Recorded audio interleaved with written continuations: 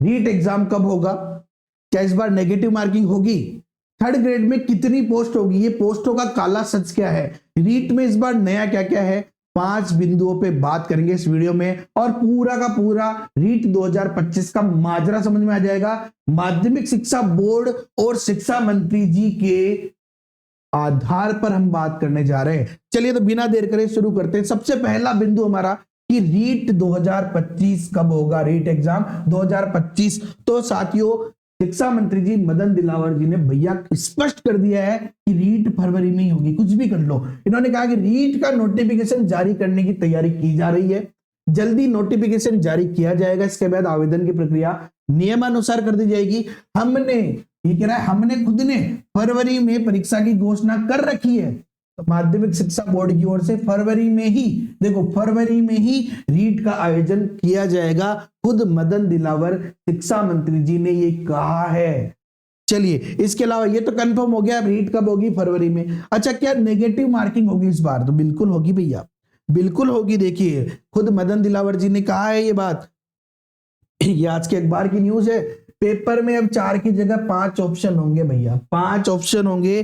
5 option का मतलब समझ गए ना, कि आपके ऑप्शन पहले केवल ABCD आते थे, अब ई भी आएगा जो होगा अनुत्तरित प्रश्न, यानी इस प्रश्न को आप नहीं करना चाहते, सिंपल सी बात समझ लो। रीट में नेगेटिव मार्किंग वैसे नहीं होती है, आपको 150 के 150 प्रश्न करने हैं, लेकिन अब आप चाहे तुक्का लगाओ नहीं आ रहा तो छोड़ना नहीं। अगर आपने छोड़ दिया कोई प्रश्न, अगर आपने इन 5 में से एक भी ऑप्शन नहीं किया, तो भैया आपके 1/3 नेगेटिव मार्किंग हो जाएगी। और गलती से भी आपने 15 से ज्यादा प्रश्न अगर आपने छोड़ दिए जिनमें 5 ही ऑप्शन नहीं किए, तो भैया आपकी OMR सीट ही चेक नहीं होगी। तो ध्यान रखना, ये गलती मत करना, ये गलती आपके जीवन भर पछताने का कारण नहीं बन जाए। इसीलिए अपने सभी दोस्तों के साथ शेयर कर दो इस बात को कि इस बार 5 ऑप्शन होंगे और करनी ही है आपको, ये चाहे नेगेटिव मार्किंग नहीं हो, लेकिन छोड़ दिया तो नेगेटिव मार्किंग हो जाएगी। चलिए अगले बिंदु पे बात करते हैं। अगला बिंदु क्या है, क्या BSTC और BEd के जो फर्स्ट ईयर वाले हैं वो पात्र क्या। अब बहुत सारे लोग क्वेश्चन पूछ रहे हैं सर मैंने एडमिशन ले लिया मैं पात्र क्या।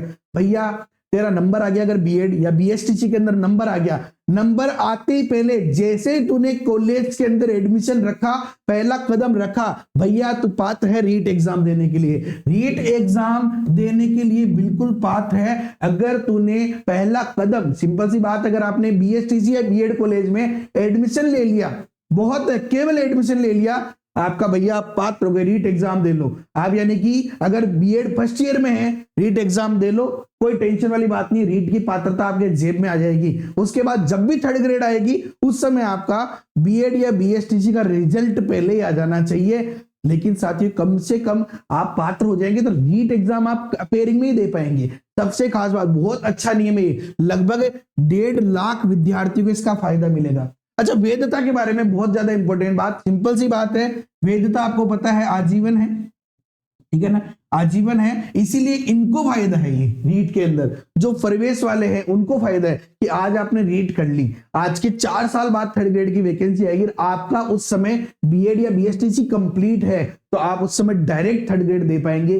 बीच में संस्कृत शिक्षा विभाग आ गई तो भी आपको फायदा हो जाएगा, ठीक है ना। चलिए इसके अलावा साथियों सबसे बड़ी बात आज की ये है कि थर्ड ग्रेड में कितनी पोस्ट आएगी। वैसे तो लगभग 37,000 पोस्टें खाली है, लेकिन साथियों इसका काला सच समझना बहुत ज्यादा जरूरी है। कहीं ऐसा ना हो जाए कि फर्स्ट ग्रेड में भी लगभग 23,000 पद खाली थे, सेकंड ग्रेड में भी खाली थे, लेकिन आप देख रहे हो फर्स्ट ग्रेड में केवल 2202 पद पर वैकेंसी आई है। और अगर पद बढ़ेंगे तो भी साथियों 6 से 7-8 हजार से ज्यादा पद नहीं जाने वाले। सेकंड ग्रेड में भी बहुत कम पद है, तो क्या थर्ड ग्रेड में भी ऐसा ही होने वाला है। इस पॉइंट को समझना आप लोगों के लिए बहुत बहुत बहुत ज्यादा जरूरी है, क्योंकि साथियों अभी जो DPC हुई थी, समझ लो इस पॉइंट को, देखो समझो इस बात को, समझो पहली बात तो कि इस बार जो है लगभग 10 लाख अभ्यर्थी शामिल होंगे, ठीक है ना। लेकिन इस पॉइंट को समझना बहुत जरूरी है कि साथियों 3 साल से DPC नहीं होने के कारण सामने आ रही है समस्या। पहले हम बात करते हैं क्या समस्या सामने आ रही है। समस्या सामने आ रही है ये साथियों, अभी जो समायोजन किया जा रहा है, समायोजन के अंदर लेवल 2 के शिक्षकों के लिए पद ही नहीं है। माध्यमिक शिक्षा बोर्ड में माध्यमिक जो सेटअप है माध्यमिक का, उसमें लेवल 2 के शिक्षकों के लिए पद ही नहीं है, उन लोगों के लेवल 1 के पदों पर समायोजित किया जा रहा है। अब ये क्यों नहीं है, उसका सिंपल सा कारण ये है कि साथियों थर्ड ग्रेड शिक्षक दो प्रकार से चलते हैं, एक चलते हैं प्रारंभिक सेटअप में और एक चलते हैं माध्यमिक सेटअप में। ये भर्ती जो है माध्यमिक सेटअप के आधार पर चलती है, जबकि प्रारंभिक सेटअप पंचायती राज के अधीन आता है। जैसे कि जो भी थर्ड ग्रेड में 8वीं तक की स्कूलों में लगे हुए हैं वो पंचायती राज के अधीन आते हैं। सबसे पहले पोस्टिंग इसी में दी जाती है बंदे को, और इसके बाद जब ये 3 साल कंप्लीट कर देता है तब इसकी 60 करके माध्यमिक शिक्षा में ये सेटअप भरा जाता है। तो अभी माध्यमिक शिक्षा में जो अधिशेष शिक्षक है उन्हें ये लोग प्रारंभिक शिक्षा में नहीं ला पा रहे हैं, और या फिर अगर ला भी पा रहे हैं तो पोस्टें जो है वो साथियों खाली शो नहीं हो रही है। तो साथियों ये जो काला सच है भैया समझ के बिल्कुल बाहर है। अगर ऐसा हुआ, अगर इन्होंने टाइम पर डीपीसी नहीं करी, सबसे इंपॉर्टेंट कारण जो है ना ये डीपीसी का बढ़ रहा है। तो आप देख सकते हो कि थर्ड ग्रेड की नई गाइडलाइन जारी करनी पड़ी, इन्होंने ग्रेड 3 में रिक्त पद नहीं बचे। देखो साफ साफ है कि नहीं बचे हैं रिक्त पद, और अगर रिक्त पद नहीं बचे तो नई वैकेंसी का क्या होगा। इसका सिंपल सा एक सॉल्यूशन है साथियों, 3 साल से डीपीसी हुई नहीं है तो शिक्षा विभाग में तृतीय श्रेणी शिक्षकों से वरिष्ठ अध्यापक पदों पर पिछले 3 साल की डीपीसी बकाया है। समय पर डीपीसी नहीं होने से तृतीय श्रेणी शिक्षकों के रिक्त पदों की समस्या आ रही है। शिक्षक नेताओं ने कहा है कि राज्य सरकार को पहले बकाया डीपीसी करनी चाहिए, उसके बाद समायोजन, अन्यथा व्यवस्था लंबी नहीं चलेगी। ये बिल्कुल है कि इनको समायोजन करना ही पड़ेगा। साथ साथ साथियों आप लोगों के लिए पोस्ट खाली करने के लिए 6D भी इनको करनी पड़ेगी, अगर नहीं करेंगे तो पद खाली शो नहीं होंगे। तो साथियों थर्ड ग्रेड में भी ये बहुत बड़ा सवाल है कि कितने पद आ पाएंगे। भले 37,000 पद खाली है, लेकिन ये 37,000 पद कहां है थर्ड ग्रेड में, इसीलिए कितने पोस्ट होंगे ये बाद का मामला है, लेकिन सरकार को ये मामला सुलझाना जरूर पड़ेगा।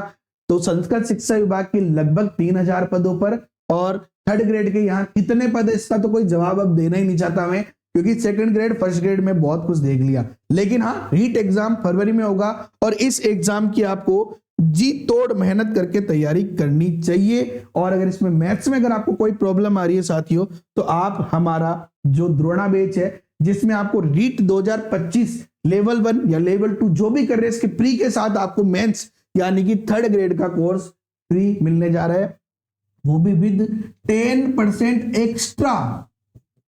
एक्स्ट्रा डिस्काउंट और 1.5 ईयर की वैलिडिटी यानी कि 6 महीने की एक्स्ट्रा वैलिडिटी के साथ। और टीचिंग मेथड का कोर्स तो है ही इसमें, लेकिन 1000 एमसीक्यू क्वेश्चन की जो हमारी बुक आ रही है वो इसमें आपको फ्री मिलेगी। क्या क्या मिलेगा, आप जाके द जेकेएम करी से ऐप डाउनलोड कर लो, वहां से मैंने कोर्स का इंट्रोडक्शन दे रखा है, वहां से आप डाउनलोड करके अपने सपनों को साकार कर सकते हो। ओके साथियों यदि वीडियो पसंद आया लाइक करो, अपने दोस्तों के साथ शेयर करो, चैनल पे नए हो तो सब्सक्राइब करके बेल आइकन पे क्लिक कर लो।